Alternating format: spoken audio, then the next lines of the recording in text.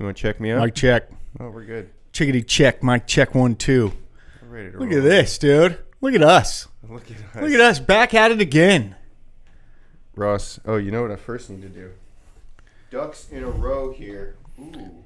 Yeah. Yeah, you need. Laptop charged. Yeah, you got to charge that up, pal.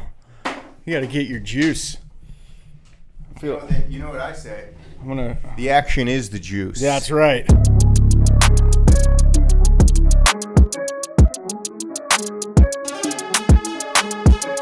Action 24 News. Okay, I'm gonna Let me get flex. this thing straight here. Should I do a double check?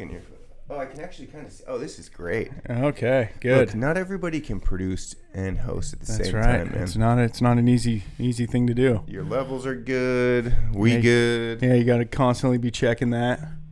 Especially if know. you've got mobile mics and people are like holding it down here. You're like, go talk into that thing. Well, that's why it's such a fucking pleasure to work with a professional like yourself. I don't know about that, but thank you. Okay, it's Wednesday, September 3rd. It is. Let me double check my... shit. You know what? Fuck it. Fuck it. It's the last day The last day, dude. of the year. I know. We saw each other last... Well, maybe... We may have saw each other once or twice since our last podcast. We had an off season. We did? We did. We did. Yeah, we did. Right? We finished It's been a few months. We finished with our Super Bowl recap, Yeah. where the Philadelphia Eagles emerged as the dominant team in the NFL, crushing. I don't even remember the Super Bowl recap. Well, your highlight, I went back and rewatched it a little bit. Yeah. Your highlight of the game? Kendrick's concert. Yeah. Yeah, exactly. It's a tough one. Yeah. I just launched the AC Sports Pod Instagram. That was fun, so I went back and kind of pulled up all the old reels to dump onto the page, and it's cool having them all in one little spot. So you guys can follow that, listeners. I just liked watching the successive. I was looking at some of our takes. Yeah. Fuck, man. We had some good takes. We're underrated, dude. We are under fucking rated. You called Debo to the Commanders before it happened. Yeah. There was another huge one. Fuck, I forget it already. Well, just the way that the season unfolded, too. We were kind of good with, you had a lot of good predictions about who was going to get into the playoffs, as that picture started to unfold. So I felt like throughout the year we were kind of on point with some of that. And we'll talk about the structure of this pod real quick. First of all, welcome to the AC Sports Podcast. My name's Derek Ahlswede. Yes, sir. Let's go. I'm Ross Field. Back at it again. Excited to be here. Thanks for having me. Man, it's so good to have you. It's 2025. It's the last day before the first game of the 2025 season. It's the Week 0 Ayahuasca Special. That's what we're calling this. Why the Ayahuasca Special, you may ask? I told you I was going to do research yesterday. I didn't do any research. We're just going to let it flow through us, man. What I do plan, the only semblance of structure we're going to have for this pod, and this will change after week 1, we're going to dip back into our Derek Carr Put Some Respect to My Name awards. Yeah. Which Where is he? Retired. Is he in the league? No. That award's taken on a nicer light. We're going to get a little more structured, but today it's just, we're going to let it flow through us. We're going to just kind of stare at the conferences, the divisions, and just see what trickles into our psyche. Sounds good. Sounds good to me. My first hot take, if I may start off. Let's get a hot take. You mentioned some decent playoff predictions. We're going to do that. Okay. So I'm a little torn. I might be contradicting myself off the bat. But I'm going to the front page ESPN, NFL, right? I'm going to the front page of Fox. Look at the Fox Sports page, by the way. It's a little bland. Bland to be desired. And I'm going to these front pages, right? Yeah, check it out. Fair enough. It's Week 0. It's full of predictions. Full of predictions. I kind of hate predictions. You? So look. Yeah, I feel like you are Mr. Prediction. And I say that very respectfully. Maybe it's the volume of the prediction economy. You got to tone it down.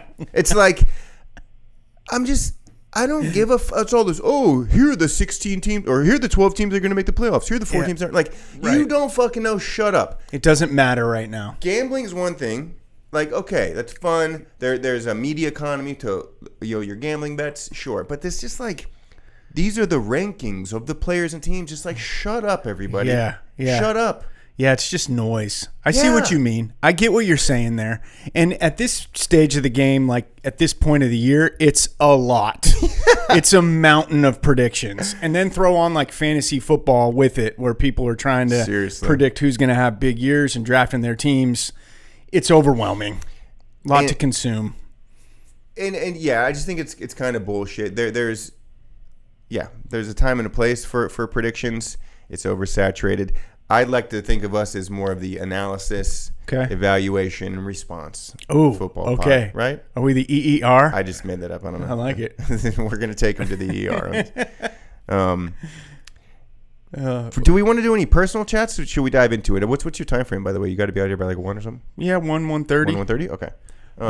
I took a lunch, so squeezing this in. Busy time at work. Things are going well, man.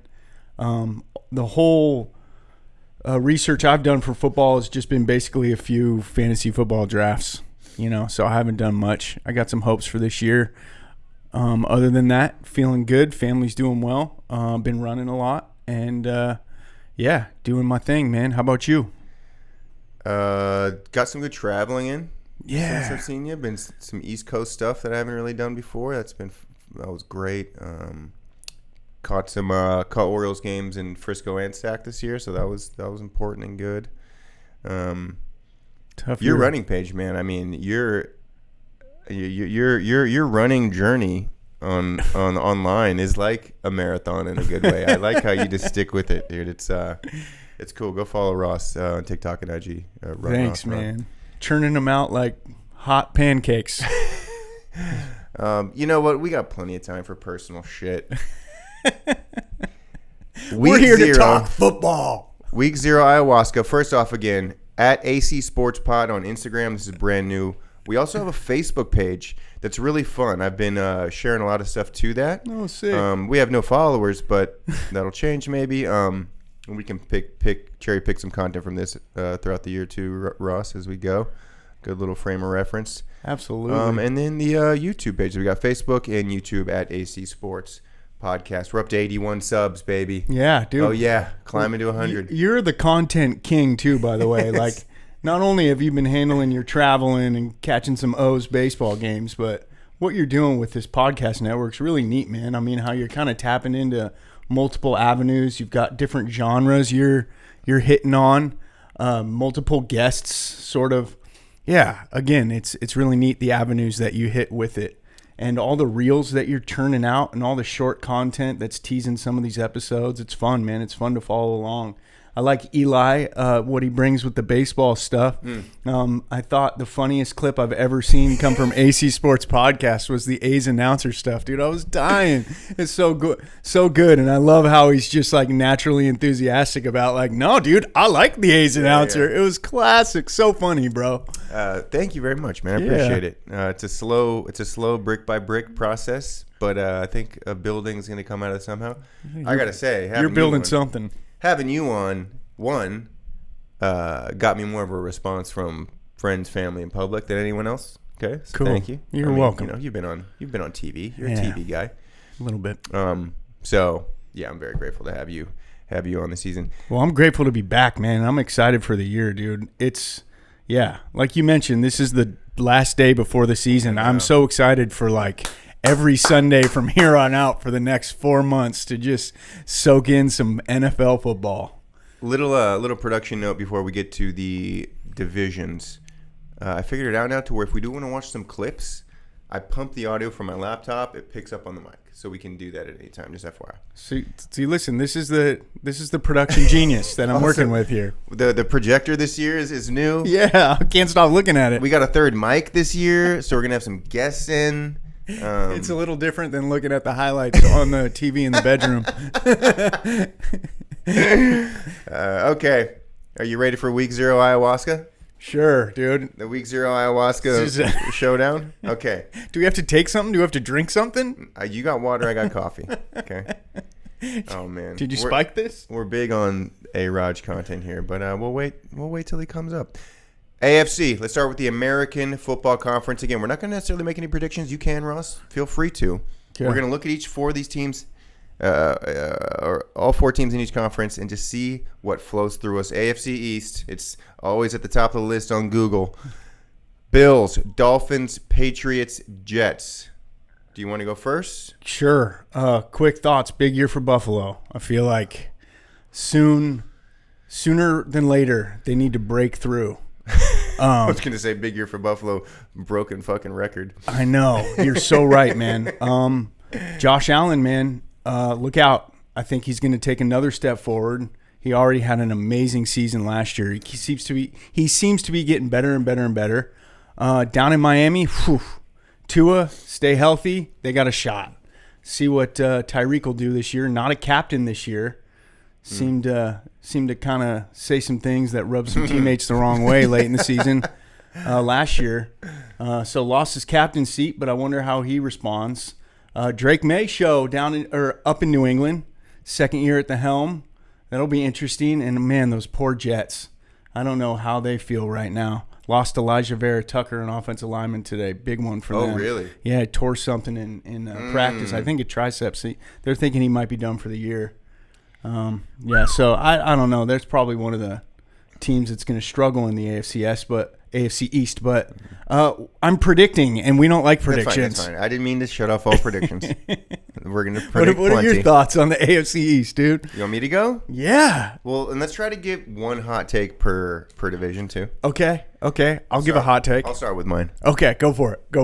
The New England Patriots, last place in the AFC East this year.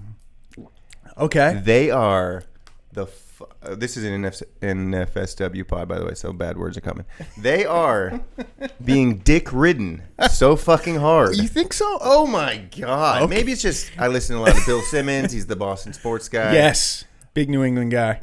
But, good analysts will be just as critical of their team. Like, it's not like it's just like there's a lot of ton of buzz around the Patriots this year. Drake May, yada.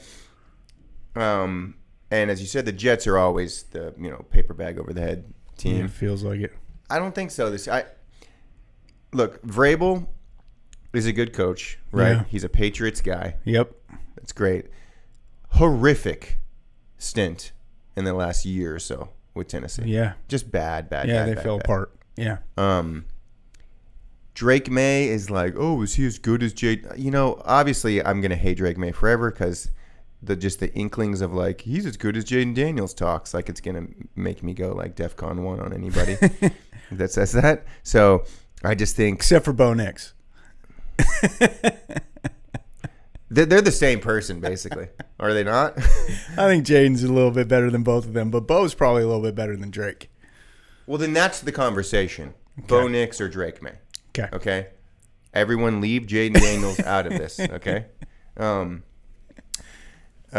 So yeah, I think he's overhyped. I just don't see it. They've been a meddling team since Brady left. Everyone's 11-6 Patriots playoffs. No. And on the inverse, is that the right word? Aaron Glenn, feisty Lions winner, right? Coming to New York. He wanted to come to the Jets. Yeah. Like the only human being on earth that wanted to come coach this team. Justin Fields, we're forgetting. I mean, all the guy did was kind of, not with the Bears, with the Steelers. A little bit. He went 4-2 to start the season. Yeah. They put in Russ just because, and it went okay for a little while. Very questionable decision in hindsight. You know, you got a young Fields. Russ did okay. He fell apart at the end of the season, of course, like the Steelers always do. Yeah. But, there's a world where Fields stays on as the Steelers quarterback all year last year and wins 11, 12 games. Maybe. So we're forgetting that. And I just love that the guy can run. Yeah, dual threat. So just you get the Fields running with Aaron Glenn. I think the excitement's going to be way higher. People think that everybody thinks we suck thing is always kind of helpful. Yeah. And then the Patriots, a bad team that everybody's kind of crowning as a playoff team. So that's my hot take. Bills are the Bills. Dolphins, I'm just staying away. I'm staying 50 miles away from the Dolphins at all times. So there we go. Do you have I'll give a slightly hot take here? Yeah. I like what you're saying. I definitely do. I could see a scenario where the Jets are in playoff contention. I could see them starting hot. I think you could be onto something. I personally, though, think that it's probably going to be a tough year for both them and the Patriots. My hot take coming out of the AFC East is that the Buffalo Bills are going to make it to the Super Bowl, and they're going to lose in the Super Bowl, and their fan base is just going to be absolutely crushed because we all know what they went through with Jim Kelly, Thurman Thomas, Marv Levy, and losing in back-to-back Super Bowls, right? Yeah. You missed a back. Oh, I thought I said 4. But yeah, I don't know, man. I could see that happening, and then I could see just the fan base being so bummed out. But I think they're going to have a good year, and maybe they could win the Super Bowl. So my hot take is that they're going to go deep, and maybe that isn't much of a hot take because I'm sure a lot of people. It's not very hot. It's not very hot. Yeah. I think a lot of. I mean, a lot of people would agree. I like and I guess it's hot in the sense that they haven't been. You're saying they're gonna take a step forward, a little more of a step forward right. than the best. Okay. Yeah, I went to Buffalo about a month ago. Really? I was on a work trip. Went to Niagara Falls, then went into Canada to do some work up there. And I spent some time driving through Buffalo to get to Niagara Falls from that airport. Dude, Buffalo is amazing. Yeah, it was fascinating. There were these amazing neighborhoods along the river that runs into the Niagara Falls. Now, I'm drawing a blank. I forget which river it is. My bad. But it was just beautiful. And these neighborhoods and these houses were huge. And the weather was nice at that time. It wasn't super duper hot. I know it gets really, really cold in Buffalo in the winter, which is probably absolutely miserable. But just at that time of year, it just had a good vibe to it. I imagine you've experienced some similar thoughts on some of your trips to the East Coast where you're just like, man, this place is amazing. I kind of had one of those feelings about Buffalo. It was like, I could see why people like to live here. People were very nice too. How would you describe the size of the place versus a Chico? It's like way bigger, a little bit bigger. Well, that's interesting. My take would be like, it's like a suburb of Sacramento was kind of the vibes I felt. I mean, definitely populated, a lot of people around, but it wasn't like deep in the country like, Chico kind of has a vibe for, with us kind of surrounded by all these farmlands and like the nearest big city being an hour and a half and away. What was like, did you see the downtown area? No. Okay. I just drove through kind of on the outskirts along the river where, these amazing neighborhoods with these giant houses were settled, and the river was kind of in all these people's backyards, and it was like, dude, everyone had jet skis in their little area there, but it looked cool, man. It was like, man, a little bit of the suburban, a little bit of the rural. It's not just pure urban. Like, that's all I've been to, the pure urban places. No, there wasn't the city vibe. It had a little bit of that country vibe. Sounds like you want to move to Buffalo. Dude, I was thinking about it driving. Like, I wasn't thinking about moving, but I did definitely think like this would be a nice chill spot to live. I mean, honestly, I don't know that I've heard as glowing of a evaluation of Buffalo before. Right? So. I mean, have you talked to many people who've been to Buffalo? Yeah, I read. You read. You get Buffalo takes. There's my hot take, dude. Buffalo would be a good place. That is a way hotter take. Way hotter. Okay. So you're just kind of rooting for the people of Buffalo, it sounds like. Oh, dude, who is versus Miami who isn't? The spoiled Patriots fans. Dude. Or New York, even though they suck, it's impossible to garner sympathy for New Yorkers. Okay, I take back my hot take. The Bills are going to win the Super Bowl, and the people of Buffalo are going to be rejoicing in the streets. There's going to be a lot of pointing up to this wall this year. Okay. That would be a good Super Bowl, Buffalo, Washington. 1991 rematch. Ooh, good point. Yeah, 91 rematch. Last time we won. Yeah. Okay. We got Mark Rippon. A semblance of a pace here, so I'm going to keep it moving. AFC West. Just got to let it soak. We have the Denver Broncos. We have the Kansas City Chiefs, the Las Vegas Raiders, and the Los Angeles Chargers. You went first last time. I'll go first this time. What's going through me right now? Let it flow. Jim Harbaugh. Ayahuasca. Ooh, Broncos are scary with Sean Payton. Very scary. They sure are. The Chiefs seem to be kind of holding on to a dynasty by a thread. Ooh, a thread, huh? The Las Vegas Raiders are nothing if not exciting. They got a little more spunk this year than normal. Agreed. We got Pete Carroll. I'm loving these takes. I'm loving these takes. Some new QBs, new running backs. We got maybe the best young offensive non-quarterback in the league in Brock Bowers. We got some stuff in Vegas. Gonna have to hit a Vegas game this year. By the way. Dude, Vegas. Let's do a pod. Here's the reality. At The Allegiant. Broncos are terrifying. I was huge on the Broncos all year, pretty much, or early on last year. That was one of the You were. my prediction things that came to fruition. And Except they didn't win the division, but I was picking them to win division. That's right. yeah. I was big on the Chargers and Broncos all throughout the year last year. Both made the playoffs. Both got fucking spanked in round 1 of the playoffs, by the way. Really embarrassed. I think Buffalo destroyed Denver, and then the Chargers got beat up by Houston. Oh, yeah. They got how big that game. Yeah. So, look, I think it's arguably the best division in football. I was just thinking the same thing. And I think it was last year. And now that the Raiders are better, I mean, my hot take is that the Chiefs do not win the West this year. This is the year they relinquish the division title. And we just, and I want, maybe the Kelsey sunset is symbolic for this whole franchise in some way, hopefully. Pat Mahomes is a Republican, so I really am rooting against him. Real traitor. The Raiders are us. They're originally Oakland down the street, so always have a soft spot in the heart for the Raiders. Always going to be rooting for them, and they're just exciting. They're an exciting wild card, not playoff wild card, but just wild card team to watch this year. So I will say, here's maybe my hottest take out of this, aside from the Chiefs not making it. We know the Broncos and Chargers are going to be good.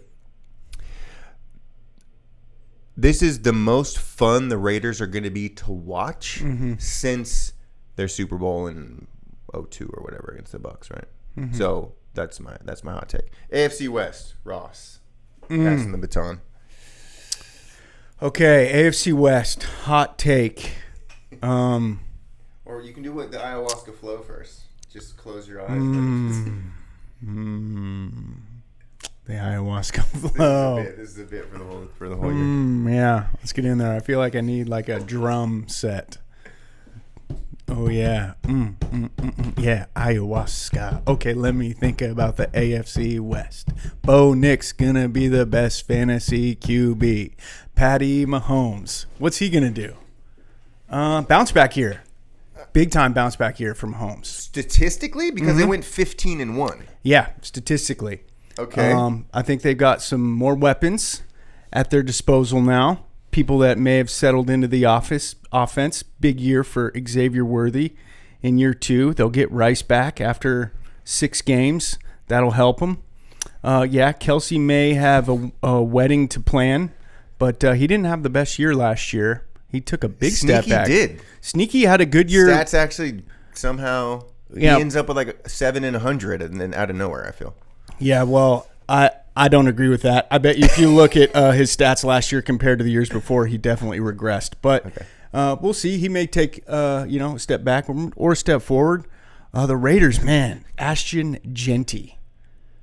What do you honestly think is going to happen with him this year? Okay, here's a hot take. Mostert is an animal for the Raiders this season. Oh, he's on the Raiders now. Yeah, and Genty has a good year, but is not as great as everybody thinks he will be. I think he kind of takes a little bit of time to get acclimated to the league. I think Mostert's going to get a fair share of opportunities and touches in that offense as a change of pace back. So Genty may be, kept on the leash a little bit, so to speak, this year. And won't just run roughshod on the league like people think he will. Fan base will start chirping if that happens. Yeah, it won't necessarily be a bad thing though if Mostert, produces. And I think you're right. I think they are going to be a very exciting team. Pete Carroll, man, I mean, he's a good coach. Yeah. Give him a little bit of time. They've got a quarterback he knows, he trusts, but that could also be the reason they're not that great this year. Chargers are going to be okay.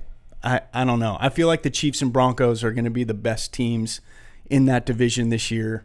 And then the Chargers will be third, and the Raiders will be fourth. I'm changing my hot take. Chiefs. Okay, I had Patriots fourth in the East. Chiefs third in the West this year. Third in the West. Third in Broncos, the West. And Chargers. Who wins the Chargers division? are great. Who wins the division between the Broncos and Chargers? The Broncos. Okay. The Broncos are probably. Look, I said it last year. This Knicks Daniels Super Bowls into the future. I feel it, dude. I hope that happens. Like a big rivalry. Yeah. I might just settle on that as my Super Bowl matchup. Actually, Broncos and Commanders, but we'll wait on that. We don't predict.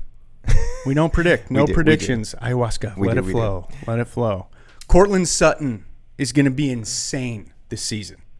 On the Broncos? Okay. Yeah. He's going to have a monster year catching the football. Good frame. Good 6'4" frame. Yeah, he big dude. Underrated wide receiver, by the way. Sure. Cortland Sutton. A little worried about their backfield. I know they drafted the Harvey kid. The Chiefs? The Broncos. Oh, the Broncos? Yeah. Who's going to run the ball for them? No idea, but I'm not worried at all. Yeah, that's one area I think they're kind of like, yeah, it could be a plug and play. Like the old Commanders are doing the same thing. Look at that. The Broncos and Commanders are doing the same thing. Seriously. Just plug and play a running back. I really like our guys. I like Rodriguez. Oh, we'll get to that. Never mind. I'm stuttering. Bill. I'm stuttering talking you about like Bill. I'm not. I have no opinion on Bill yet. But let's wait till we get to that. The one thing I want to say before we get to the AFC North, based off of what you said. Okay. The perform immediately culture in the NFL now. Yeah. And how detrimental that is. I know we talk about this with quarterbacks. I'm sure we talked about that last year. We have some clips on that, but I think we talked about it extensively, actually. And then, the Packers are just kind of this model team that only exists where let them sit for 3 years. They come in, they end up having franchise quarterbacks 1, 2, 3, back to back to back, right? Yeah. I'm really worried about Ashton Jeanty. Really worried. In that regard.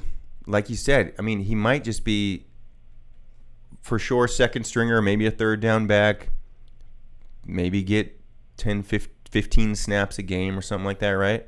And if he does, the whole, not just Vegas, like the whole country is just going to come down. Like the pressure's too high to be a 6 overall pick with those otherworldly stats and highlights from college. Doesn't translate to the NFL first year. I'm really worried about, because that's the kind of shit we talk about psychology on the pod a lot, sports psychology, emotion, all that shit plays in. I'm worried about this kid. Okay. I'm worried that he's gonna have a off season and the pressure is just he's gonna be like, this sucks. This is really affecting my life. Yeah. Well, I mean, it comes down to like how organizations and general managers deploy these young first round picks and high draft picks initially out the gates. Like I feel like Jeanty's going to be just fine long term. I just think there's going to be a bit of some growing pains. I think, what people say, right, is that the biggest difference between college to the NFL or from high school to college is the speed of the game. It just takes a little bit of time for athletes to get used to the next level of speed. Which you could make a case why, what Jaden Daniels did last year is so impressive.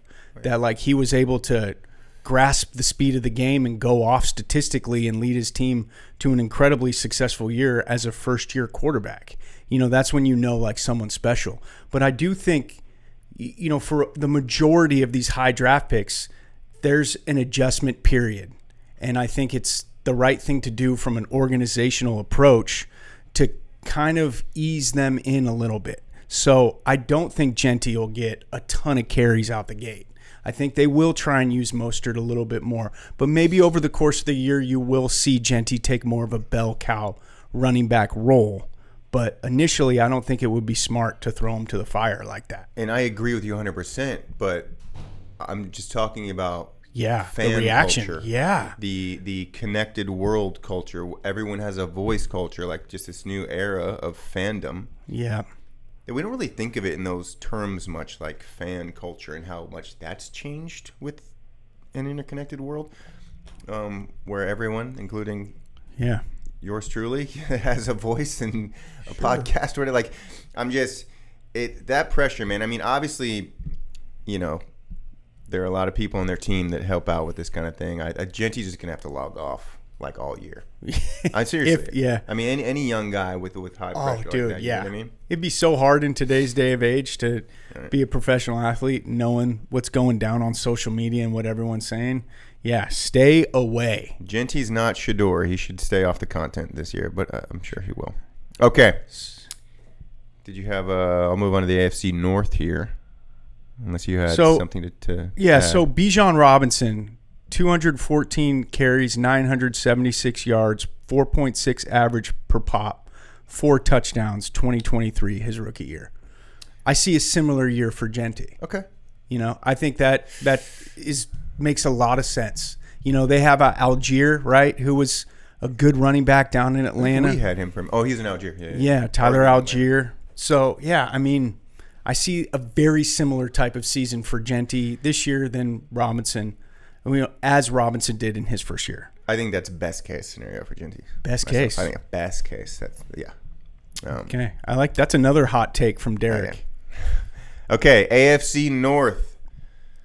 Oh man, one of the divisions, the true Ayahuasca division. Obviously, for obvious reasons. Can I get Ayahuasca Week 0 flow, dude? The Ayahuasca Week 0 flow. Oh, yeah.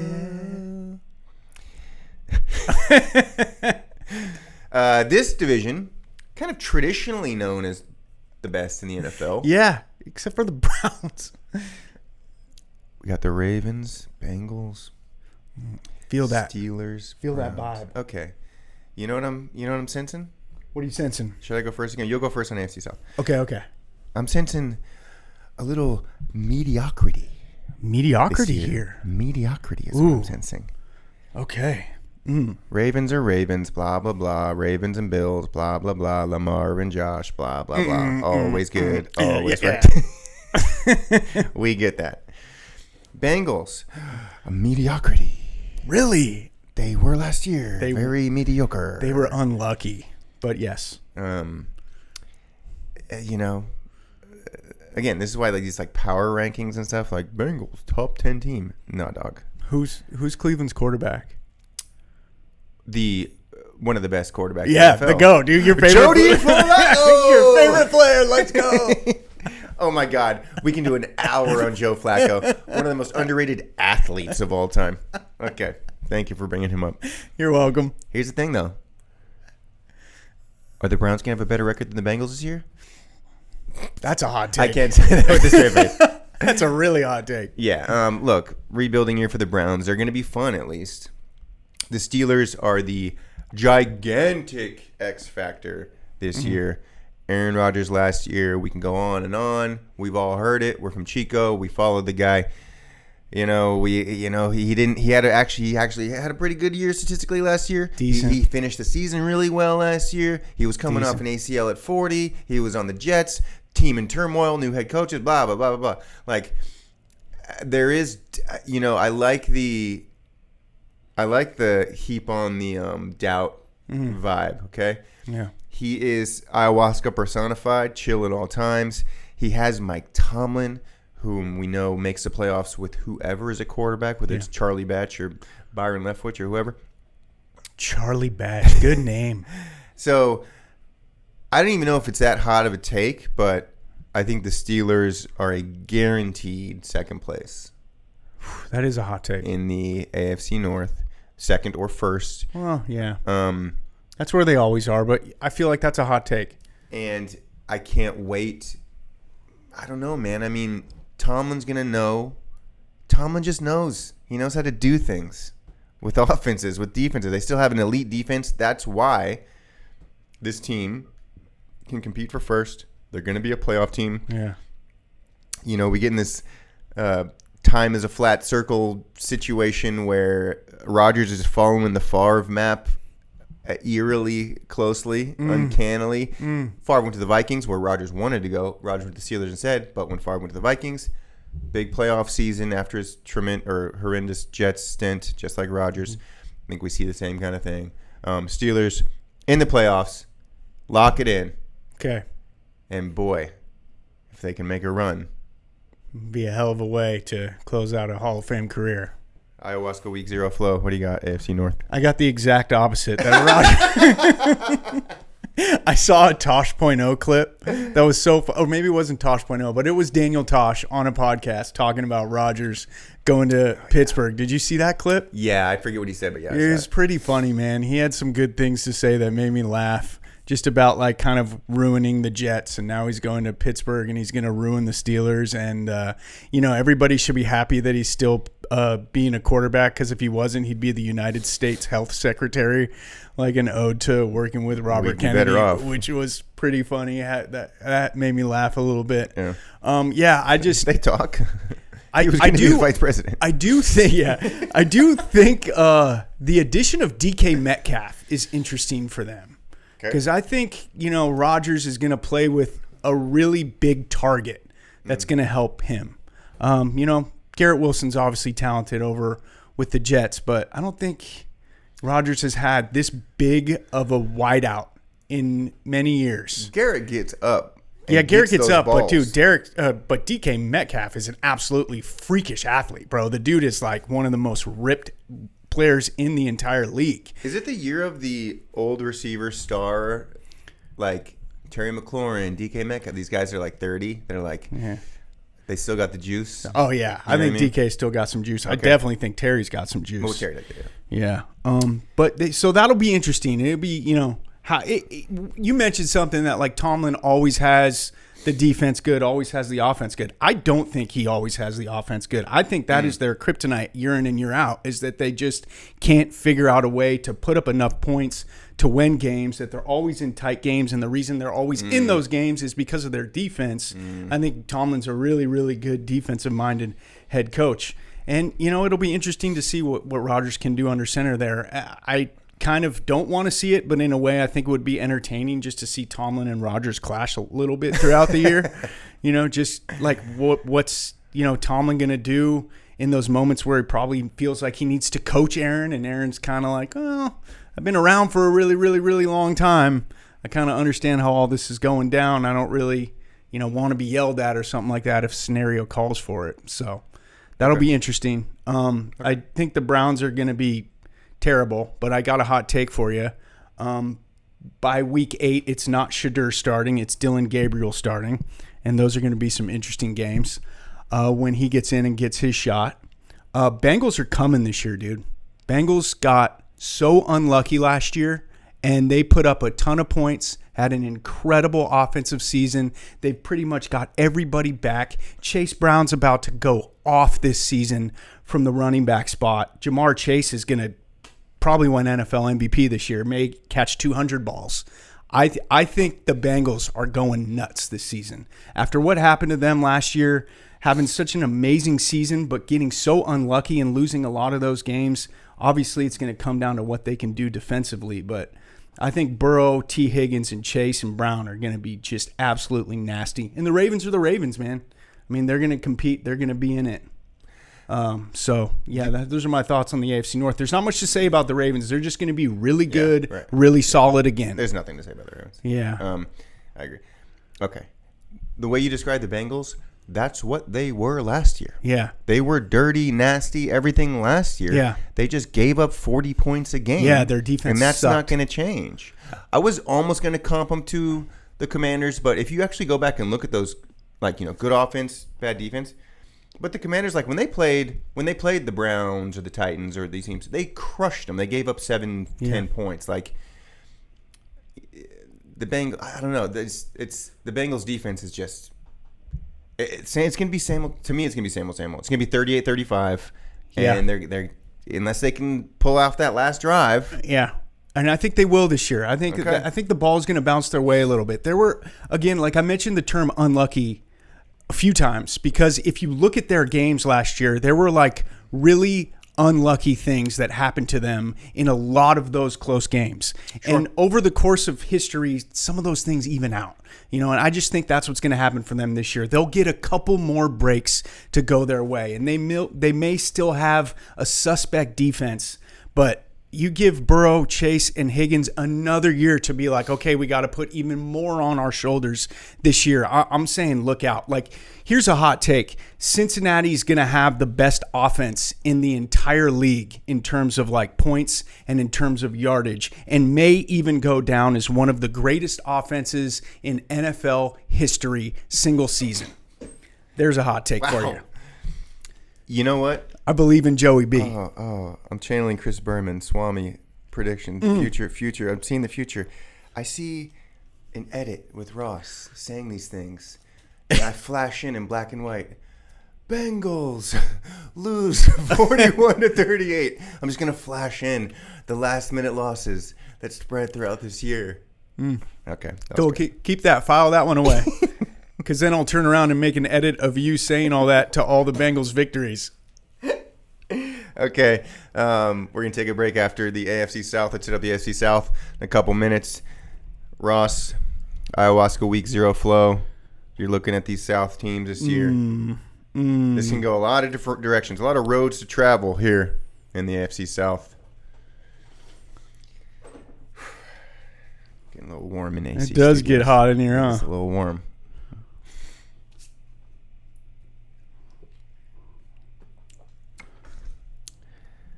Shout out to Bella's Sports Pub downtown. They are our closest sports bar to the Ahlswede collection. Haven't been to Bella's since we watched the Commanders beat the Lions in the playoffs. Best day of my life. We walked to Riley's. So Ross is researching his AFC South. I am not. I'm actually looking at the Bengals. Oh, well, I was gonna say it's your turn for AFC South Ayahuasca Week 0 flow. What's flowing? Oh, dude, I thought we were taking a break. Oh, okay. No. Okay, here we go. Back in it. Okay, AFC South. My bad. Ooh, man, what a shit division this is. Right? Damn. Let's let it soak it in, man. Soak it Houston in. Texans, interesting. What's Nick Chubb gonna do out of the backfield the first few weeks while Joe Mixon's kind of dealing with his stuff? Colts under Daniel Jones. No Anthony Richardson. Richardson to the bench. Jacksonville gets Cohen, which is interesting. Jacksonville's yeah. A lot of people are saying Jacksonville's going to have a good year offensively. A lot of people feeling that. Travis Hunter. Interesting. The ayahuasca does not care about what other people think. No, it doesn't. It doesn't. I'm trying to come up with a hot take. Close your eyes. Close my eyes. Let the players kind of flash in your memory. What comes to the forefront for the AFC South for you? Cam Ward leads the Titans to a divisional championship. Is that a good hot take? I love it. I love it. The Titans emerge this year. Cam Ward has a good year. I asked this man, let it come to you. What's the first thought? And Cam Ward, not CJ Stroud, not Travis Hunter, was the first thought that came to his head. I love it, Ross. I love it so much. I don't know what the Titans over-under for win totals is here, but I like the over. I want to see them... He's a betting man. I want to see them beat up their fellow South teams a little bit this year. I want to see them get some dubs in the division. Yeah, okay. That said, I mean, the South is going to South. The AFC South is going to South. I mean, it's every year. Yeah. They're the worst right division, like by a mile. The Colts got to be one of the worst teams in football this year. But who knows? I don't know. The Jags got some exciting new pieces. I'm kind of rooting for the Jags. Okay. And the Texans, CJ Stroud in the offense, like, I really love CJ. He's a Cali guy. I was huge on the CJ train last year or two. Yeah, you were. And now I'm kind of getting off of it a little bit for some reason. Yeah. I mean, they win, they battle. They have one of the best defenses in the AFC. True. So yeah. They're there. But the Jags and Titans, I like these. They're intriguing me this year. Yeah. And if there is a hot excitement take there, in there, you know, because every year a horrible team emerges. We'll get to the NFC, and there's some candidates there. Washington, yeah. That was last year. Yeah. You know, I think the Giants might have a sprinkle of that this year, but we'll talk about that. Okay.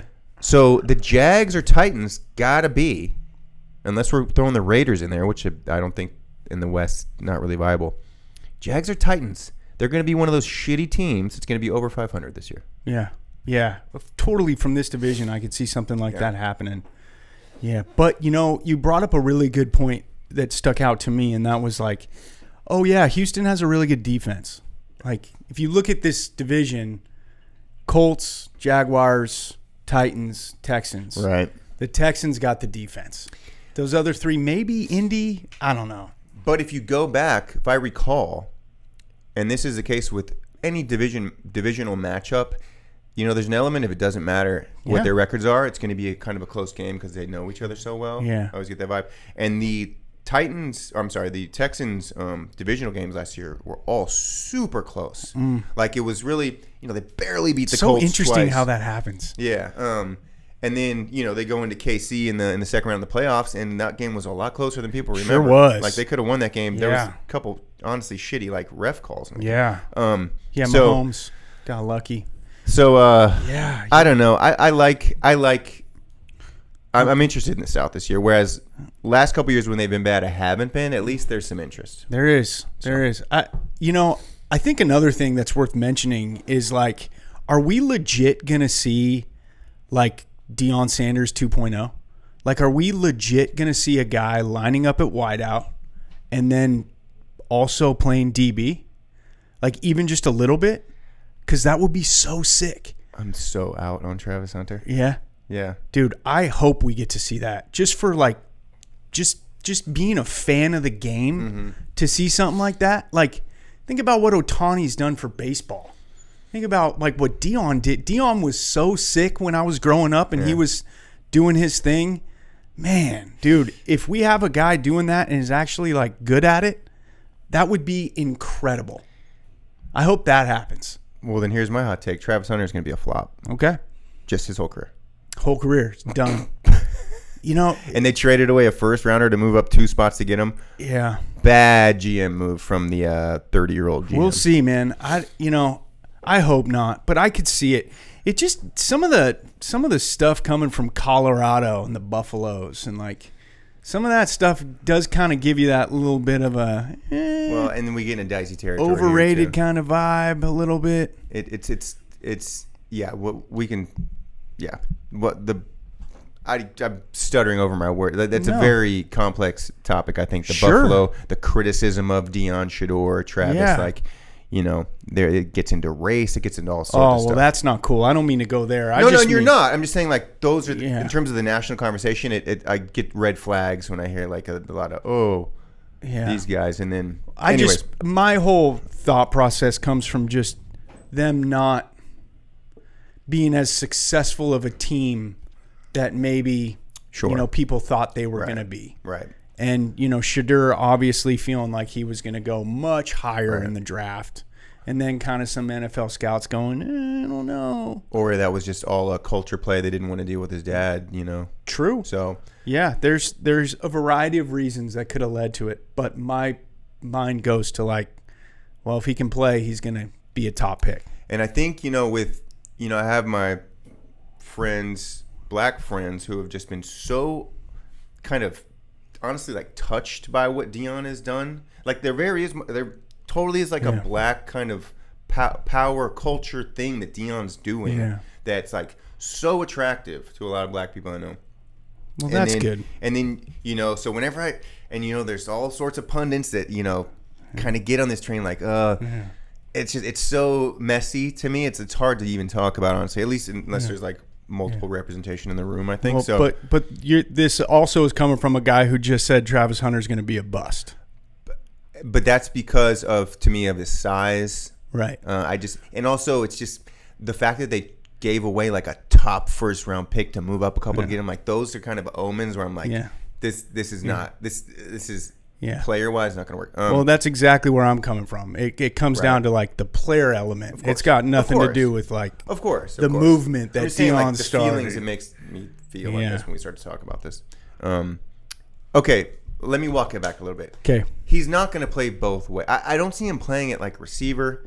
Just stick him at corner. Let him become. If he can be an elite corner, I'm wrong 100%. If you can weigh $185 in the NFL and still be an elite corner, God bless you.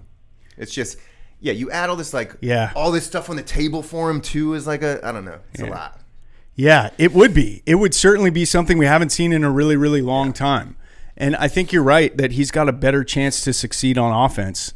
But I don't know. We'll see. I think it'd be cool if he lined up a few snaps defensively, especially if he took a pick to the house and then in the same game scored a touchdown, dude. That'd be so sick. I will happily eat my words on. I just hope we see it. I'm actually walking back my Travis Hunter flop prediction already. It took me 3 minutes. No, dude, I think it's a good prediction. I will say that out of the all the football pods that I listen to and watch and stuff, like he is the most like flip floppy analysis player. Like people, So anyhow, AFC Ayahuasca Week 0 flow within us. We're gonna try and hit the NFC in 45 minutes.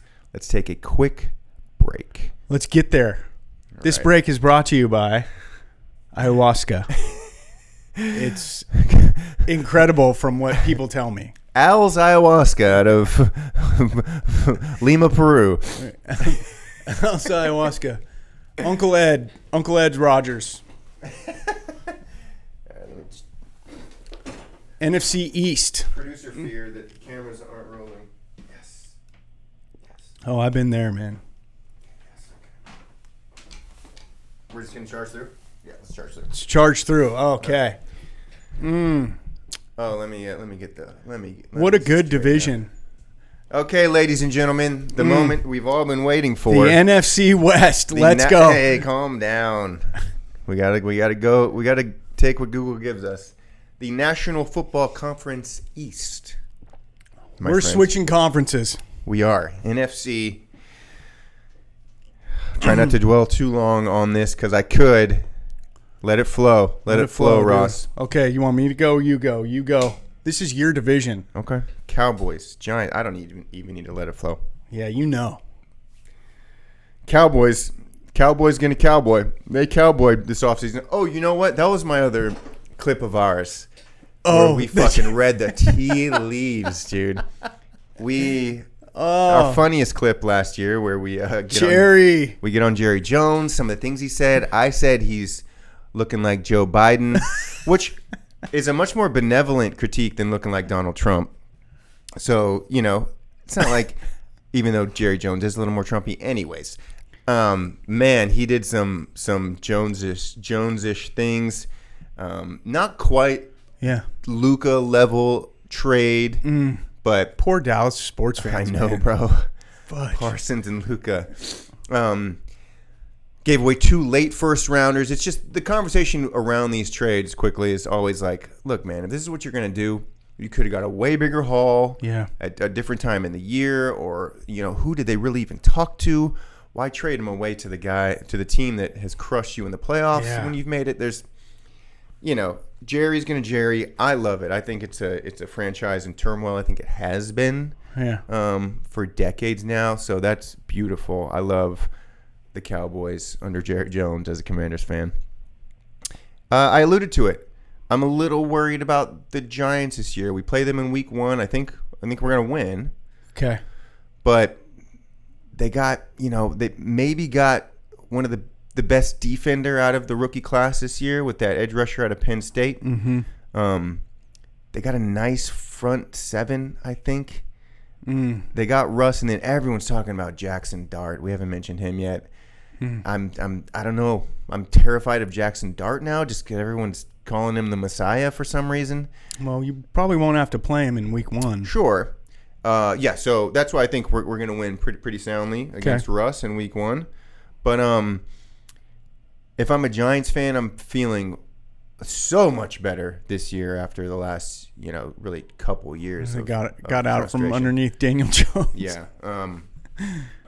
So, they could be a franchise moving in the right direction. They are. Cowboys last place, Giants third. Okay. And then Eagles, Commanders. I mean, we're in our Jaden Jalen era. Yeah. It's, I think, the best matchup in the NFL.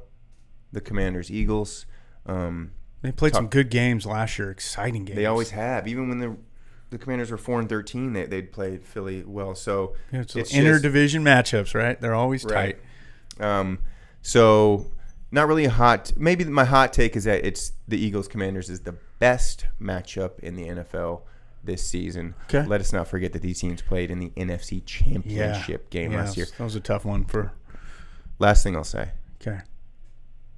Our over/under win total in Vegas is 9.5. Yeah, it's interesting. Nobody believes in us this year. Everyone you listen to. Yeah. Regression. Why do you think that is? Because people are stupid. Okay. I mean, we've done nothing but bolster. I mean, the offense. We got like 2 new All-Pros on our offensive line. Was an offense And that they needed to bolster. they need some. We got defensive pieces. We'll see. That's the reason. But I think we're still a mid-tier. I think people are overreacting on like how horrible our defense was last year. We really weren't that bad. I mean, the Eagles stomped us up in the championship game, but our defense is what kind of sparked us against the Lions. You know, yeah, they had a good game against a pick Detroit. 6. You know, the Lions couldn't really move the ball that well. They had like a reverse touchdown, but they shot themselves in the foot that game. And that was in the biggest game of these guys' lives. We have a great new corner. Amos, Sanders still gets to kind of move inside. Lattimore healthy, just in terms of our secondary. We got some really exciting safeties back there. We'll see how the front 7 goes. We have the geriatric duo in Von Miller and Bobby Wagner. Whatever. That's right. They signed Miller. That's a good sign for them. Yeah. Okay. Frankie Louvu is like a top 100 player. I think he was ranked like in the 50s or something. So, as long as we're a mid-tier defense, we're a Super Bowl contender. And, keep hating on Jaden Daniels. No in his second year. A lot of people. Well, that's the crazy. Commanders. So I love it. I'm going to put $1 million on the over 9.5 this year. Yeah, I think that's a safe bet. But I do think I remember a Derek who was very concerned about the defense after the season and wanting, talking a lot about the cap space that Washington's going to have this year and the guys that they need to go out and sign and that we need to bolster our defense. And that was the problem. Like, I don't want to see Bobby Wagner back. He got exposed in the NFC Championship. I mean, that's the Derek I remember. And I think when you get late in the season and you're playing in colder weather scenarios, that the people that get pushed around on the offensive line, that those games more than ever are won in the trenches, and that if a team can run the ball and control the clock like Philly did in that game, it's going to be really tough to beat them, not just for Washington, but for anybody that plays that team. I mean, Philly beat the shit out of the Chiefs in the Super Bowl, Right. They just controlled which, by the way, line of scrimmage. I mean, Chiefs still had a pretty elite defense last year, and Philly did that. So true. It makes our blowout a little less extreme. Fair point. Yeah, good call. Just props to Philly. They fucking dominated. Yeah, they really did. You're so right. I like Washington a lot. I think they're going to be a really, really good team again. I think Jaden's going to take another step.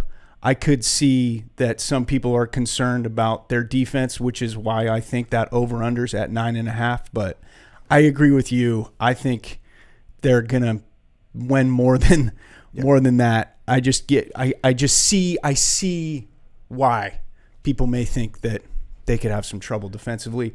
The rest of the thoughts, I kind of feel like Dallas is going to be better this year than they were last year just because of Dak. I think Dak makes a big difference for them. I don't necessarily think they'll make a deep run, but I think they'll be better wins loss-wise. That's not really a hot take. I think that's probably what everybody anticipates, with Dak being back. The Giants, man, I don't know, dude. I took Malik Neighbors in one of my fantasy drafts, so he better go off. That's a guarantee, no matter who's he's pretty sick, dude. That's Jaden's best friend too, by the way. Oh, cool. That's LSU guys, and he had Brian Thomas on that team. That's crazy. And he had Ayuk in Arizona State. Interesting. Way back. How old is Jaden? Old. No shit. Part of why he's so good right away. He's old. No way. I didn't realize that. Yeah. I didn't realize that. Yeah. Okay, so Philly, yeah. I don't know. It's hard to have a hot take in this division. I think you kind of covered it. I really liked your analysis of that. Hot take, Jackson Dart will be starting by week 6. Russ is going to fall flat on his face. There's a hot take for you. Is Dart going to be good though? Is he going to be as good as a Knicks last year or a May last year? Oh gosh, great question, man. Yeah. It's hard to say. I feel like I had more confidence in Knicks being good than I do of Dart being good. Okay. I think coming out of college, I did until the last month or so reading what everybody's writing about Dart, and they're saying he's the real deal. Yeah. Well, cool. It'd be good. Football's better when the New York Football Giants are a good team. Philly, Washington. Hot take: Philly doesn't win the division. Washington wins the division. Philly regresses just a little bit. He came around. That defense had a lot of young talent and a lot of great players making a ton of plays like Cooper DeJean, Quinion Mitchell, Nakobe Dean. I think they played out of their mind last year, and I don't see them duplicating that success this season. They lost a couple key guys. I don't remember names off the top of my head, but I remember pretty did. early on in the offseason, lost a few key guys. Yeah. Their secondary is a little questionable. Amazing front seven for sure. I mean, you mentioned some good secondary guys, but let's not forget the Rams came pretty close to beating them in Philly. Amazing. It was kind of a weather game, to my opinion. We talk about weather a lot. I'd like to see that game in a neutral dome. And then with the blowout against the Commanders had like 3 fumbles in the first half. Yeah, like caught balls. It was just our first drive we scored. I know. It was, and then and the Commanders are going to have to. That's part of their thing. Or like any good offense, it's like. Yeah. For some teams, your defense is your offense a little bit. You're staying on the field. You're scoring consistently. You're not turning the ball over. Right. So even that game, got out of hand, of course. But if those fumbles don't happen, it's just it looks different. Yeah.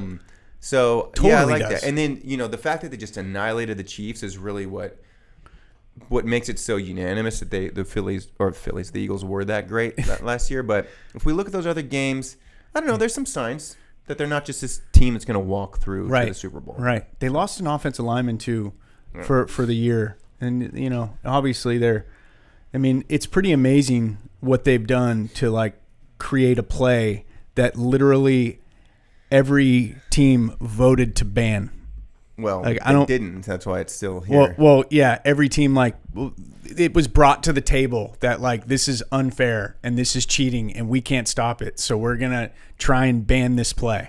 That I name another team in the last 20 years of NFL that's like created an offensive play that's like led to a potential of it being like eliminated. That's crazy. There's always rules that are tweaked and altered. I think the tuck rule famously. There's we have possession rules. We have kind of motion out of bounds, shit like that. Like inaction plays. Yeah, sure. Right. There's been adjustments made, but in terms of like an actual play call, an actual strategy, an actual like tush push, right? That's never happened before. They're so freaking good at executing that it's led to like discussion serious about the banning of it. And that's amazing. The reason I'm okay with it, I mean.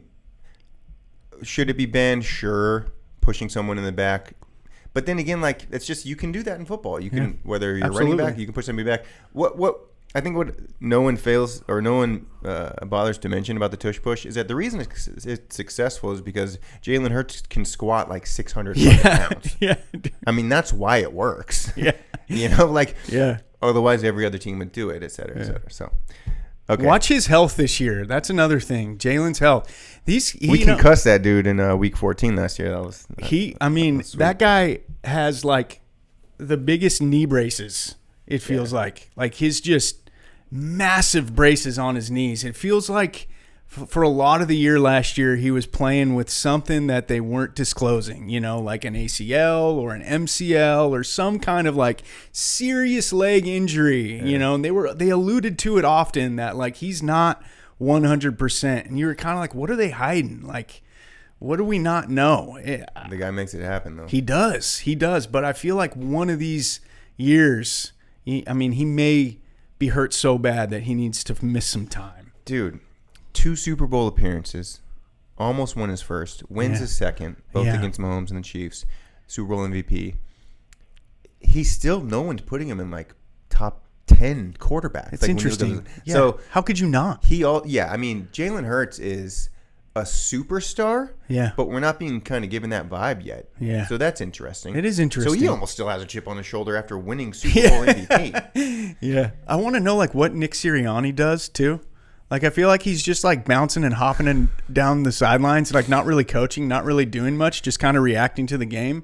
I mean, you got to give a huge shout out to their staff. Hot take, Nick Sirianni doesn't do much. Yeah. Have you noticed that? Have you, like, when you watch their games, it's like, I feel like Philly's coaching staff is so good. Like, the coordinators, the position coaches, like that unit, that group deserves so much credit for their success, because I just never get like, I never see like Sirianni kind of have that coach's vibe, like Belichick going over, talking to some of his players, like doing some in-game coaching. I feel like Sirianni's just always doing a bunch of antics on the sideline, like when you talking to the refs here and there, like maybe like giving a butt tap to a player that runs off the field, but then he's kind of like on to the next thing. It's an interesting vibe when you watch him. I think a lot of people don't realize that the head coach of a professional sports team is truly a manager. Yeah. You kind of don't have to do much other than make executive decisions. You have someone. No, this sometimes isn't the case, but you have someone calling the plays on offense and defense and special teams. Yeah. There is. It does set.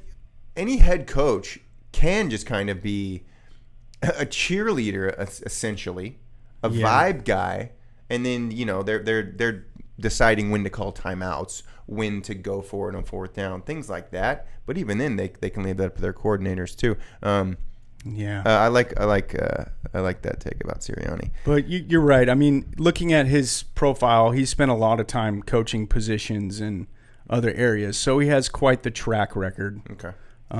So that's a good call. He is obviously a very good manager, and I see what you're saying. Like a lot of head coaches do have to do that more than anything, kind of manage a lot of different avenues. You're managing the energy, the culture, quote unquote, which is what we hear all the time. Yeah, and he's vital to that. He's absolutely like one of the head coaches that seems to be disliked a lot. He kind of has that chip on his shoulder too. He brings that vibe to Philly as well. Perfect for the city of Philadelphia. Perfect for them.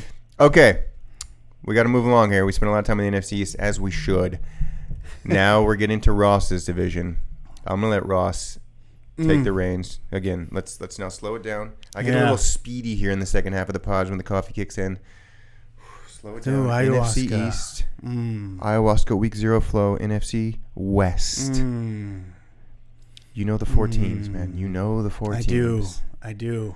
Just just blank space. Sorry to cut you off. Blank space. Oh, you're good. Yeah. What's popping into your blank canvas in your head? I've been thinking a lot about this division. I've been thinking a lot about the Niners. I don't feel as good about them coming into the year as I did at the end of last year. Like at the end of last year. End of last year. Yeah, at the end. Well, so at the end of last year, let me break this down. Break this down. At the end of last year, it was like, okay, we're gonna get better, we're gonna get younger, and we're gonna get healthier. Was kind of, what I was leaning on, what I was hoping. And I guess going into the season with a healthy Purdy, with a healthy McCaffrey, with a healthy Trent Williams and a healthy Bosa and a healthy Warner and a healthy Demo, they've got really good players at a lot of the most important positions. But I just don't feel super good about the depth they have, and knowing that they're going to have to play a lot of young guys. And just what's that going to look like over the course of the season? Are these guys going to be able to get acclimated? You look at a situation like Philadelphia, their young draft picks did get acclimated. They did make a huge difference. And I think the Niners are hoping that the same thing can happen. And they certainly drafted what appears to be really talented players. I'm excited for Williams on the line as well as West. Big guys, Alfred Collins in the middle, but you're leaning on two, defensive tackles that don't have NFL experience, and that could lead to some exposure. They may get run on a lot, but I think they'll be competitive. I'm hoping 10 wins. I'm hoping 11 wins, but I'm a little apprehensive as like they're going to return to being NFC champions. NFC, representing the NFC in the Super Bowl. I think that's a long shot. I think at the end of last year, I had a lot of hope thinking that potentially could be the case. We'll see. I will say Ricky Pearsall is going to go off this season. A lot of people think so. The Niners had a real tough time against man coverage last year until like the final 4 weeks of the year. And I don't think it's a coincidence that those final 4 weeks of the year, Ricky had amazing statistics. Like, I think he's the one guy in the wideout spot that can separate when he's getting covered man to man. I think he's a really, really good route runner. We'll get Ayuk back week 6. Okay. The Jennings stuff, or right around there, it may end up being week 9. You don't know about those things, how those things unfold with ACLs and their recovery. I think Jennings, it's interesting that he wanted a bigger payday when he really is kind of like a situational guy. Like he very well could be the best third down wide receiver in the league. I mean, Purdy goes to him so much, and he's super reliable, but I don't think he deserves to get paid $20 million a year and be a number one or number two. So that holdout was kind of frustrating. But looks like he's going to play. I think the Cardinals are going to do what the Cardinals do. I think they're going to be good, competitive, put up points. Marvin Harrison, year 2. Kyler, we'll see. I don't think they're much of a threat. I do think I think they'll be competitive. I wouldn't be surprised if the Cardinals split with every team in their division. Take one from the Niners, take one from the Rams. I like the Rams. Like you mentioned, any out of all the teams in the postseason who played Philly the toughest, just happened to be in Philly in the snow, and they got a really good young defense.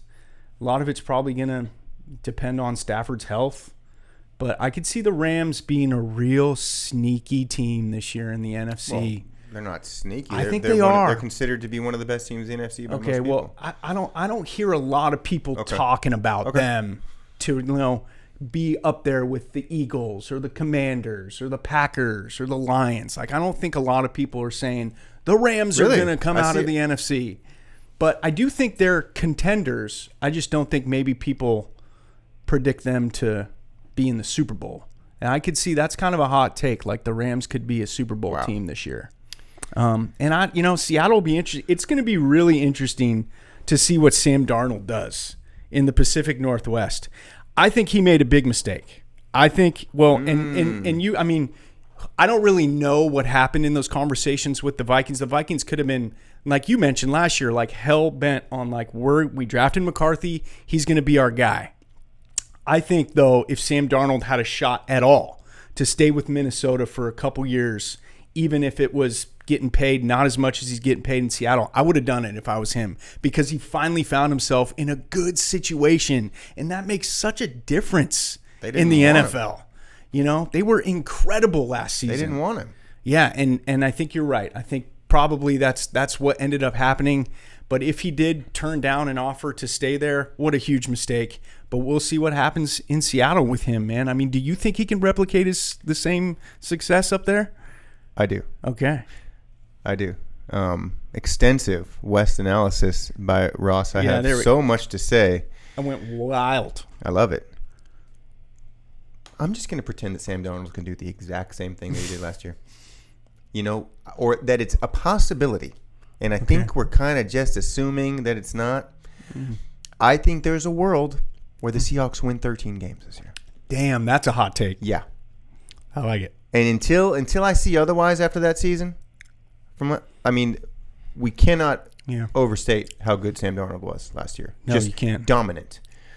So there's that. The Niners, they're above the Commanders in a lot of power rankings I'm seeing. I agree with you. I mean, anything could happen, but there's some Commanders-Niners kismet this year, big time. We basically got Debo and Kinlaw and gave you Robinson Jr. Those are paid $15 million for Javon Kim. That's crazy. I know. And that might be a flop for us. We'll see for that kind of money. Yeah. But Debo, on the other hand, might be huge. Robinson Jr. might end up being huge for you when the inevitable McCaffrey injury happens. I know, right? It kind of makes you think maybe something's wrong with him. The reason they went out and got Robinson. Look at the last 5 years. Of McCaffrey? Yeah. He gets hurt all the time. Oh, yeah. Except for a couple years ago when he was insane. Yeah. So I think the Niners, because it's all McCaffrey. right? Yeah, it feels like it. The second he gets hurt, this is the first Purdy signing year. But I agree with you on them. The Rams, the stuff I look at, they're always top the NFC. But yeah, they're just kind of perennial. McVay, Super Bowl a few years ago with Stafford, yada yada. I get it. They're one of the least exciting teams for some reason for me. That could be it. That could be just the when I reason watch why. them, I'm like, I'm gonna kind of skip the Rams games. Yeah. Whereas everyone else, and then we get to Kyler and the Cardinals, always an X factor. I forget who I mentioned as the biggest X factor. Oh, the Steelers' biggest X factor in the AFC. I'm gonna go Cardinals' biggest X factor in the NFC in terms of, or the team that we really, really have no idea which direction they're gonna go. To me, Yeah. Let us not forget, you mentioned the Cardinals kind of splitting with every team in the division. They do. Remember this team was like same point and differential like all year last year? Yeah. Like the whole division points scored, points against was just like Neck and neck. it was the most 500 team in the history of football last They year. feel like that's what they always are. Division. Yeah. Okay. Great NFC West takes. Let's move on. We got about 12 minutes left here. Oh, I got time. Okay, cool. NFC, unless you have any rebuttals off my West No, takes. I like Okay. I like the Seattle hot take. I like your hot takes. I wish I had more time to think about like what are some wild things that could happen before I hopped on the pod. So Week my 0. bad if I didn't come prepared for that. Look, But that's a good hot take, dude. in the Come on, AC Sam. Ayahuasca tent, there is no my bad. Okay. The AC Ayahuasca. Now we're turning the heat up now. Dude. You can't feel it at home. It's fucking hot in here. We That's need why we have 12 we need minutes some left. AC, dude. We need like a teepee right here with like a campfire. To make it hotter? No, like a fake campfire, so Okay. we could feel the ayahuasca vibe even Dude. more. You feel me? And by the way, this is why you just go off the dome, because you come up with great takes like this. The Ayahuasca Flow. Okay. Speaking of the opposite of heat, we're going to the cold, Yeah, my friend. we are. The NFC North, there's a lot to talk about, honestly. I in know this is a division. great division. Give it to me. You want me to go? Talk Okay. to me. Yeah. Blackout. First thing that comes to my head, NFC North. Ben Johnson. Ben Johnson. I don't know why. Maybe I'm on the X Factor. And when I say X Factor, that again, that's just we don't know which way it's going to go. Ben Johnson. We forget that Caleb Williams went 4-2 last year, almost 5-2, if not for a Hail Mary. Yeah. We forget that. I follow point differentials. This NFC North was just annihilating the first 6-7 weeks. The league, one of the best divisions in history, just in terms of pure point differential. Everybody was crushing, including the Bears. So that's fascinating. Johnson, Williams, what do they do? The Bears have never had a 4,000-yard passer, like ever, I don't think. So this is the first year that's going to happen. Eyes are on the Bears. Yeah. Everyone's saying the Commanders are the regression team this year. Let's look at the team that they beat in the playoffs. Are the Lions the regression team this year? They lost their staff. You know, it's Dan Campbell's, again, make it or break it year. We got Goff in there, who's always very good. He gets results. We forget he made a Super Bowl with the Rams. Yeah. He wants to do ayahuasca too. Oh, that's right. So Aaron, one of these days you got to take me out there. Another Cali guy. Cali quarterbacks run the world.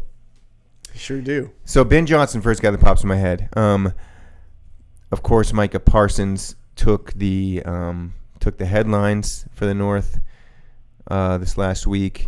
We had some back issues. I know, which is interesting. Maybe Jerry Jones was onto something. Maybe. I think he's a little overrated. Think he's at kind of this a diva? point. He's just no. Just he's great, but like it's always a comparison to who else is out there, and so like, what's the disparity between? I don't know. Maybe I don't know enough about. I think there's one stat that's like he's the only guy to have started his career with 4 consecutive 12-sack seasons. Okay. At least. No, look, he's a star. He's a star. No, sure. The Packers on a lot of people's short lists, you know, people are crowning Jordan Love going into the season. LaFleur is a very consistent head coach. They're going to be good, obviously. This Week 2 Thursday game, Jaden Daniels versus Jordan Love in Green Bay. Damn. We're What a going juicy to learn matchup. some stuff. Yeah, we there. are. I am a little scared of the Packers for sure. Yeah. Vikings and McCarthy. I think this is the kind of traditional X Factor team. Totally. No idea which way they're going to go. Happen. Fair. I think that means they're kind of left middling 8-9, 9-8 this year. And honestly, I mean, I think their coach won Coach of the Year last year, but there's a world where McCarthy's really bad first year, or he's just not good enough. Yeah. And somebody's got to lose in this league. Yeah, and then they're all going, maybe the Vikings fall. Sam Darnold do an extension. Right. So maybe my hot take is Vikings last place in the North. Lions third. Wow. Bears second, Packers first. That's good. That's good shit, dude. All right, what Lions pops into third. your blank space, your blank consciousness, blank space. NFC North? I am going to go... I like your style. I think the Packers are going to be the team that regresses. Oh! I think. You know what will set that off is if Washington goes into Green Bay on Thursday and just kind of beats them like soundly. Ooh, that could happen. Then everything changes. Yeah, it could. That narrative, but it could continue. Yeah, I don't know. I think Detroit's going to be good again. They are. I think they're going to be. I take my prediction back. No, I think that's good. It's a hot take, man. Yeah. I mean, you could see perhaps Jaden sent them into a spiral. You know, you could see that happening. But I think they're just going to be pissed. I think Dan Campbell probably, Yeah. had 2 full cans of Zyn each day this offseason while crushing squats and bench presses. Super mad. The Zen Master. Super Campbell. mad about what happened in the NFC divisional game last year against them, the Commanders. I like the Bears, dude. I think it's going to be really fun to watch them this season. You saw what Ben Johnson did to sort of unlock Jahmyr Gibbs and also Montgomery, sort of the Thunder Lightning combo that they had in Detroit. What does that mean for someone like DeAndre Swift in Chicago this year? Ex-Lion. Ex-Lion also. Somebody who, could be a really sneaky fantasy pick for a lot of people in the middle rounds this year. Like, if they run the ball or use the same kind of, a scheme that they did in Detroit in that sense, then Chicago could be putting up some big points and having some running backs putting up some big numbers. Obviously, it's all going to ride on Caleb. What does year 2 look like for Caleb Williams? It's a zesty year. It's for a Caleb. zesty year. The man. zest is at an all-time high. There's some, rumblings and grumblings coming out of some camp stories that he was not looking great in some of those practices. Kind of got chewed out a little bit here and there. Okay. Had one day where he threw like 3 picks or something. Obviously, it's practice, but we're talking about practice. Does he have the mentality? Does he have the mentality? Right? Great point. Leadership, That's winner the point. mentality. That's what it'll be. But yeah, Packers regress a little bit. Minnesota. Yeah, what's your Minnesota feeling? Minnesota, man. I can't believe what they did. Moving on from Sam Darnold, I think that's just franchise malpractice. The hubris of it all. Yeah, I can't believe you get a guy in there. He leads you to 13-4, and then you're like, we're gonna roll with this rookie. And by the way, he's not like Stafford in his 16th season. Darnold's like just emerging. He's 27, he's still 28 young. or something. Still young. I think that's crazy that they did that. So we'll see about McCarthy, man. Maybe they know something I don't. But yeah, I think they'll be okay. I like the term meddling for them, like you were mentioning. 8-9, 9-8. They feel like a 500 team. That's it. The number 11's popping up for this team for me too. I could still see an 11-win season happen. For Minnesota. McCarthy is a Michigan guy. He took us to the national championship game. Okay. And so I will be rooting for him. Yeah, fun division this year. You know what? O'Connell is a pretty underrated coach. Well, he won Coach of the Year last year. Yeah, and going into last year, I should say, and obviously had a hell of a season, did a hell of a job, deserved Coach of the Year. This is the true test. Mm-hmm. This is the true test. Don't forget, they passed on Aaron Rodgers this year. Could have had him one season. They want didn't McCarthy Rodgers out want to there. go there? Oh, yeah. He was winning. Yeah, so Okay. yeah, hot take, Green Bay's not going to be as good as everyone thinks they're going to be. So the Lions are your first place North team, it sounds Yeah. like. Yeah. Okay. I like it. Last division, then we'll wrap up here on this beautiful, warm Chico, California Wednesday, September 3rd, 1:26 p.m. Pacific Standard Time. The NFC South, I will say, I could talk a lot about this NFC South this year, and I think we're going to. Okay. I might have said this 4 times so far, but one of the most interesting divisions in football. It is. Should I go first? Go for it. Okay. Deep This breath. is easy. This is actually easy, dude. This Okay, is dude, what do you got? Easy, bro. Michael Penix and the Atlanta Falcons are going to crush this year. Whoa. Yeah. Okay. Michael Penix. We don't do predictions.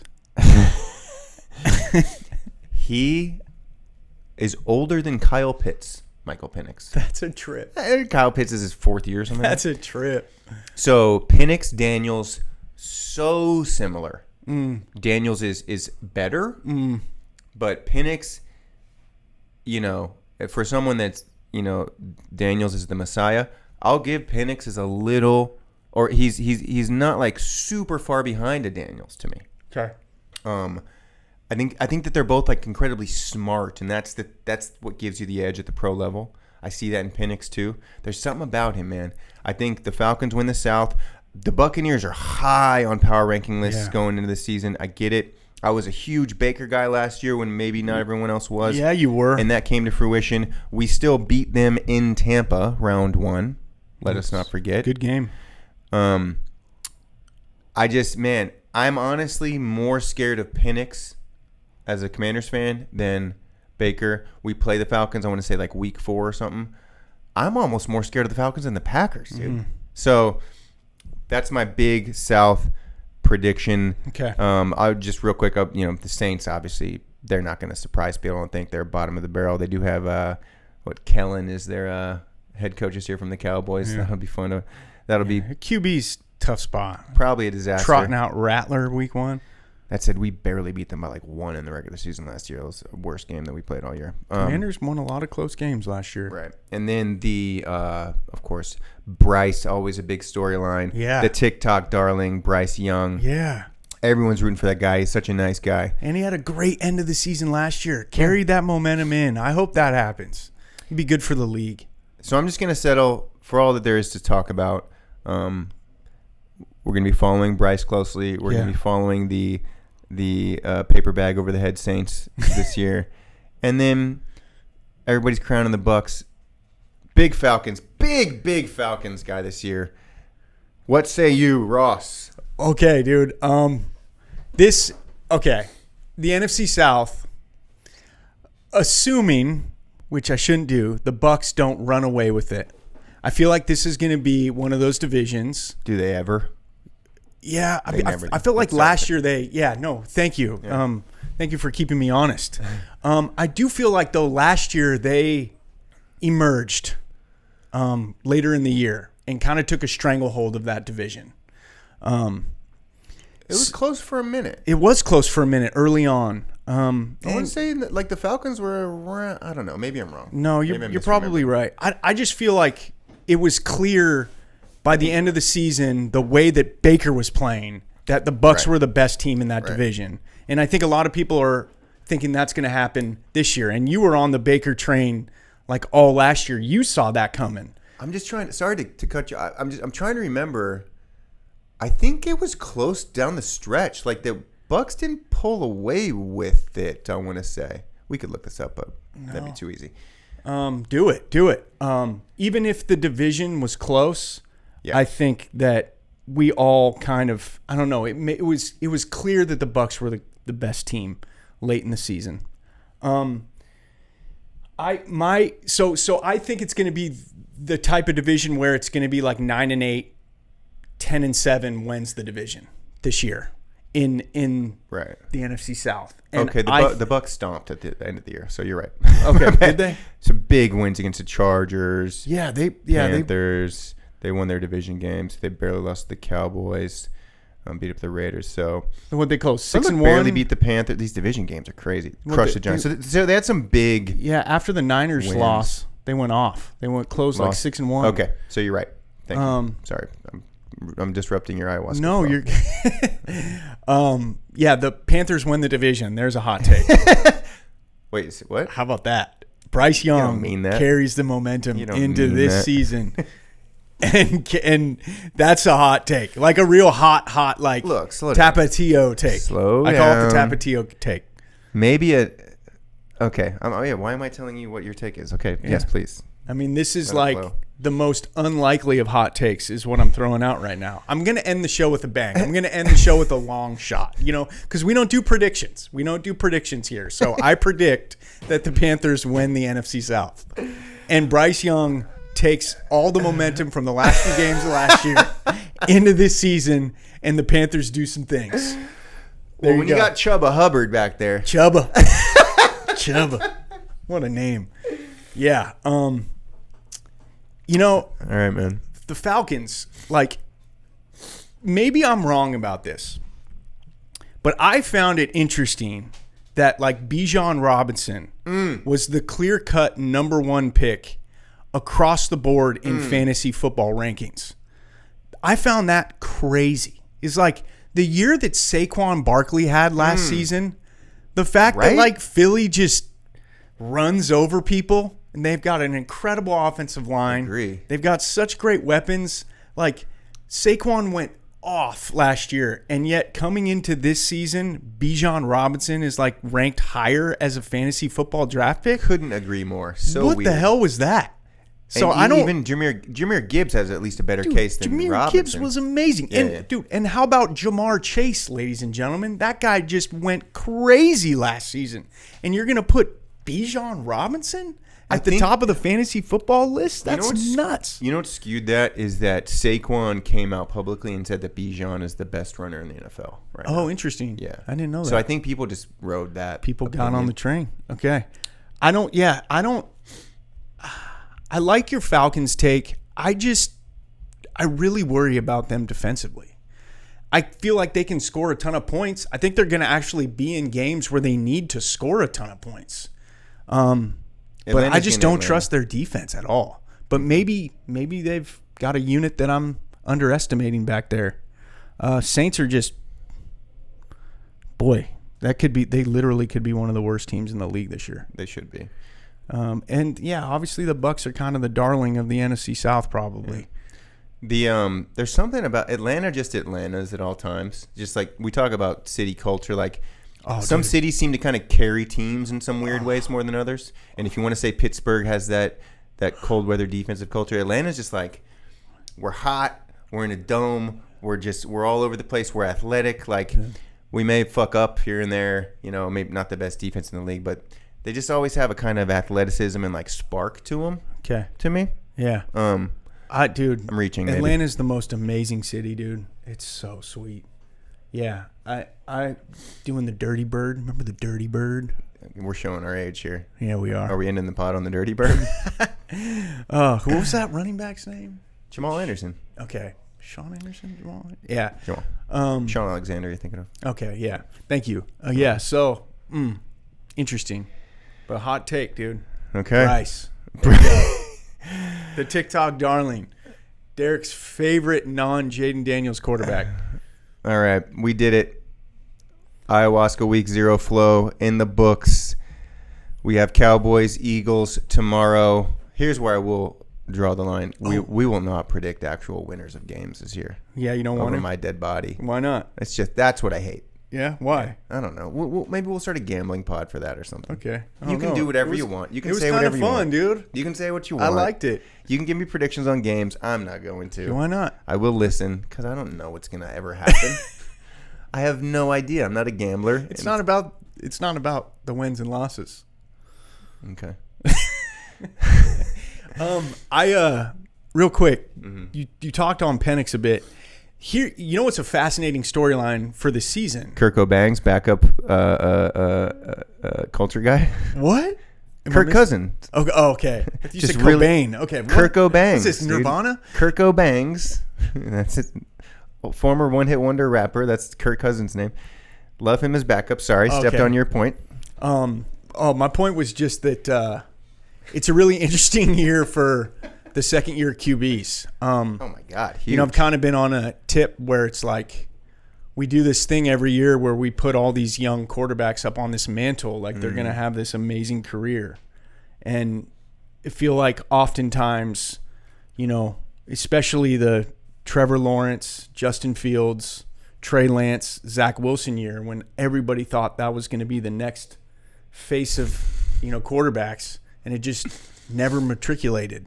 So I think this year's interesting coming from that perspective. Like, we'll get our first look at McCarthy, you know, obviously Penix and obviously May and Bo Nix, and then you've got Jaden. I mean, what an amazing class based on what happened last year.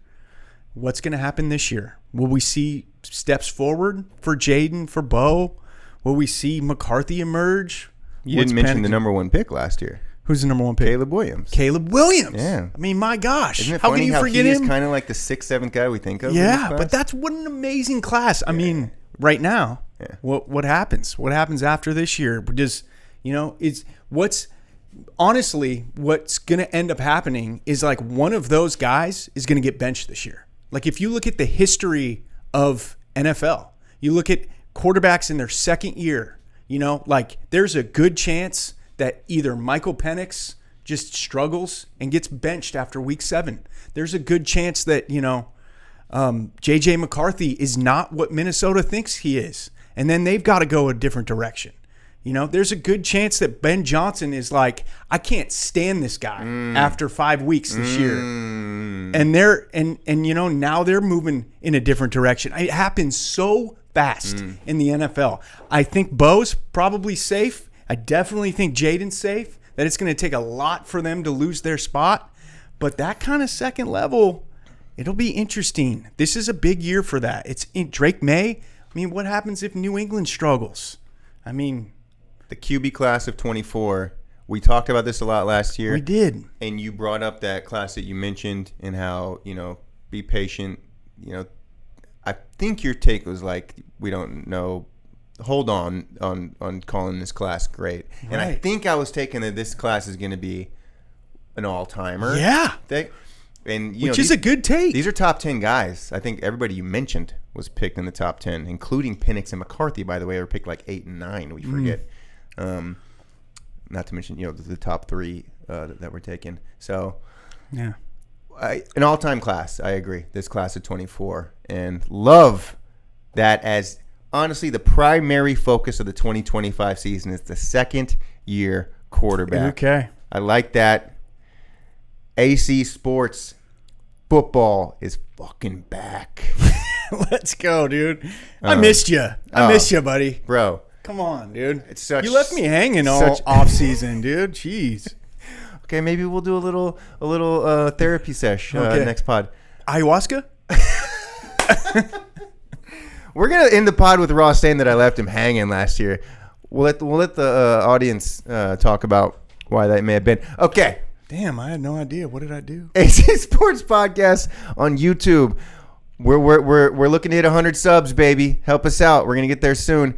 We got some baseball takes with Elijah Rainey. Ross, always welcome to hop on the baseball pods as well.